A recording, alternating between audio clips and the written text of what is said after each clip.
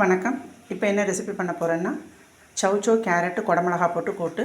அதுக்கு பாசிப்பருப்பை வேக வச்சுருக்கிறேன். இந்த கரண்டிக்கு ஒரு கரண்டி பாசிப்பருப்பு எடுத்து நல்லா குழைய வேக வச்சுருக்கிறேன். இப்போ கேரட்டு, சௌச்சோ, குடமிளகா எல்லாம் நறுக்கியிருக்கிறேன். ஒன்று ஒன்றா பார்ப்போம். சேப்பக்கிழங்கு பெப்பர் ஃப்ரை ரெடி ஆகிடுச்சு. வெண்டைக்காய் பச்சடி ரெடி ஆகிட்டுருக்கு. இப்போ நம்ம கூட்டை பார்ப்போம்.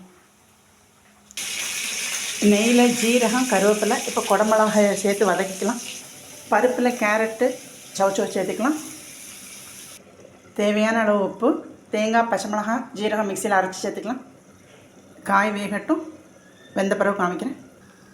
காய் நல்லா வெந்துருச்சு. இப்போ குடமிளகாய் சேர்த்துக்கலாம். தேங்காய் எண்ணெயில் கடுகு, உளுத்தம்பருப்பு, கருவேப்பிலை போட்டு தாளித்து ஊற்றிக்கலாம்.